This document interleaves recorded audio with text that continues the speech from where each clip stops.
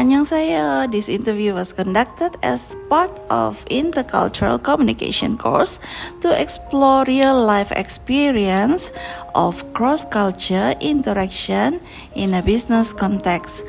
The respondent is a South Korea entrepreneur who has been living and operating a food business in Sabah, Malaysia. So the purpose of this interview is to understand how culture difference between Korea and Sabah influence communication styles, workplace practice, and daily interaction. The interview also relates to intercultural communication theories such as Edward T. Hall's high context and low context communication theory and Grit Hofstede culture dimension theory, particularly in areas like hierarchy, time management, and communication approaches. From this interview, I learned that successful intercultural communication requires patience, culture sensitivity, and the willingness to adapt. It also helped me understand how culture values shape the way people think, speak, and manage business in different societies. Okay, Miss, could you introduce yourself and share your background?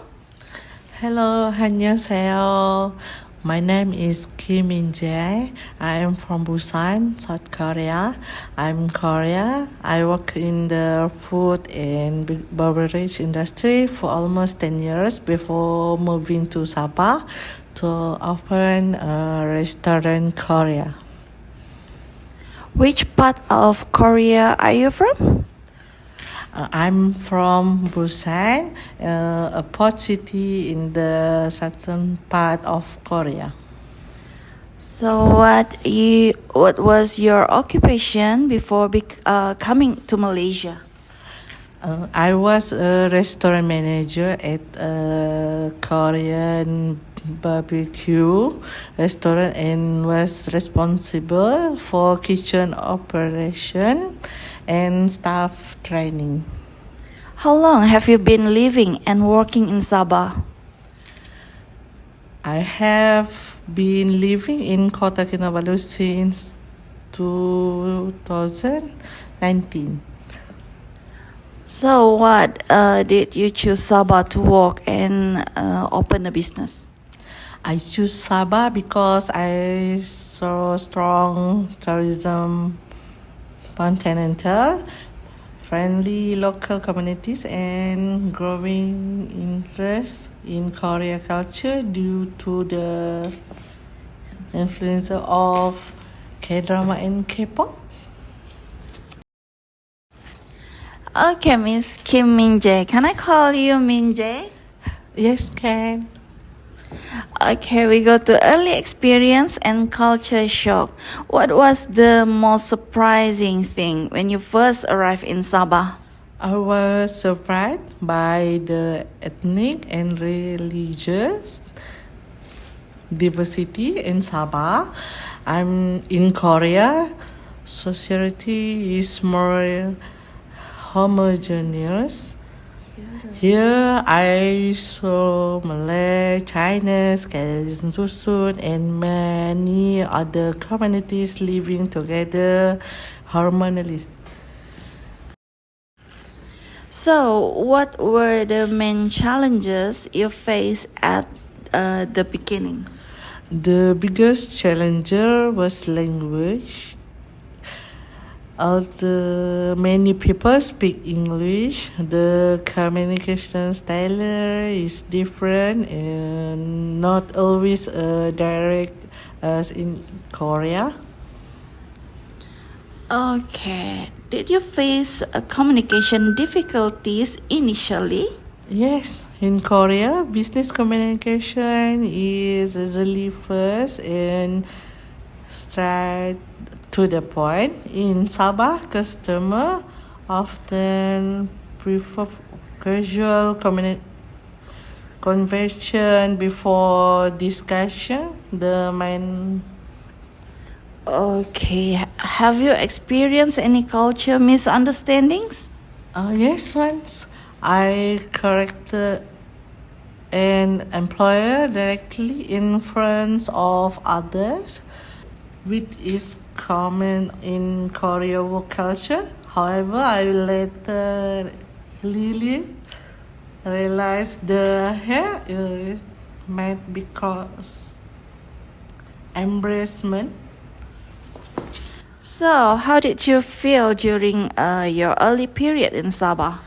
At first, I felt a bit isolated and homesick, but the friendlies at the local people helped me to adjust. So, we go to culture comparison between Korea and Sabah. Are Koreans more direct in communication? In business setting, yes, in Korea, permanence is considered professional. In Sabah, people train to communicate more gently to protect other feelings. So, what is your experience working with local employees? Local employees are more relaxed and flexible. They value a good relationship with the employer, not just formal structure. So, how do locals express criticism? Usually in a indirect and polite way to avoid offending other.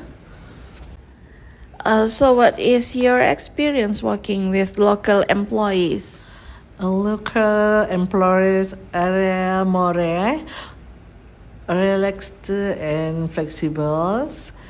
They value a good relationship with the employer, not just formal structure.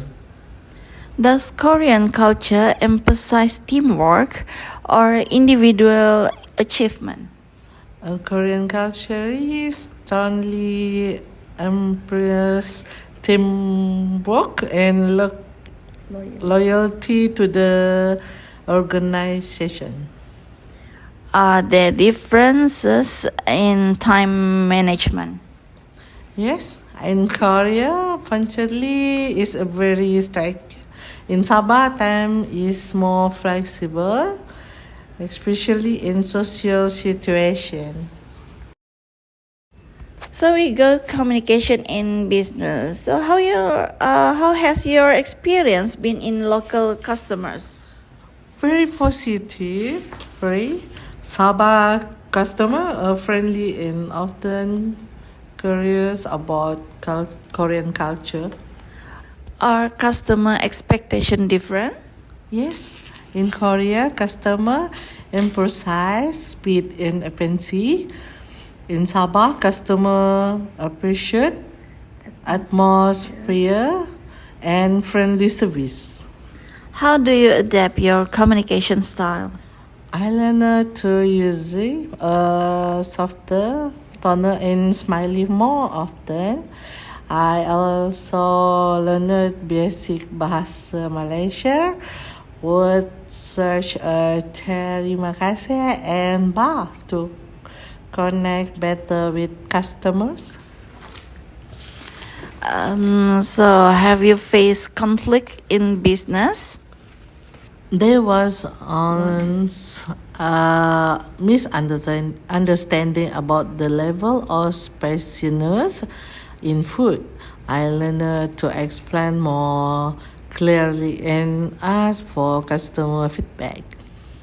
Okay, thank you. So, we go to adaptation and culture shock. Did you experience a culture shock?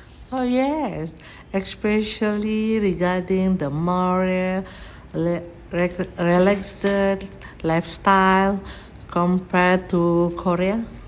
How did you adapt? I built friendship with them, the local communities, and participate in local culture celebrations such as Keamatan Festival. Okay, we're talking about Pesta Keamatan. What helped you the most in adapting?